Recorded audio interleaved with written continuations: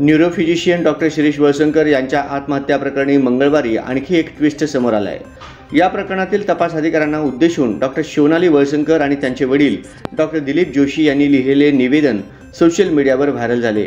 विविध वृत्तपत्रे व सोशल मीडियाद्वारे होणारी मानहानी रोखण्याविषयी हे निवेदन आहे।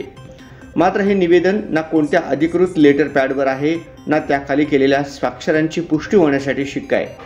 त्यामुळे या निवेदनाबाबत संभ्रमावस्था आहे। तर दुसऱ्या बाजूला हे निवेदन म्हणजे माध्यमांची गळचेपी करण्याचा प्रयत्न असल्याची शंका व्यक्त होत आहे। असे असले तरी सोशल मीडियावर व्हायरल ते निवेदन व त्याच्या लेखनकर्त्यांच्या सत्यतेची माध्यम समूह पुष्टी करत नाही।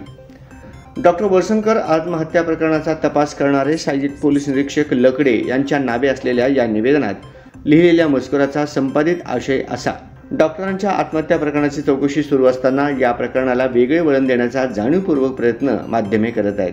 त्यासाठी माझ्यासह वडील डॉक्टर दिलीप जोशी यांच्या नात्याचा फोटोंचा परवानगीशिवाय वापर करून कुठल्याही पुराव्याशिवाय खोटी बातमी पसरवत आहेत। आम्ही गावात असतानाही आम्ही देश सोडून गेल्याची खोटी माहिती पसरवण्यात आली।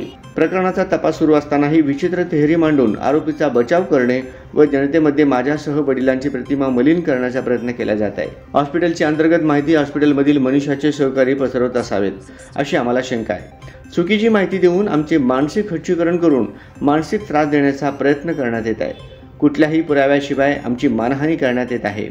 तरी आमची प्रतिमा मलिन करणाऱ्या माध्यमांवर कारवाई करावी, त्यांना योग्य समज द्यावी अशी विनंती या पत्रात डॉक्टर शिवनाली वळसंकर आणि डॉक्टर दिलीप जोशी यांच्या नावे या निवेदनात करण्यात आली आहे।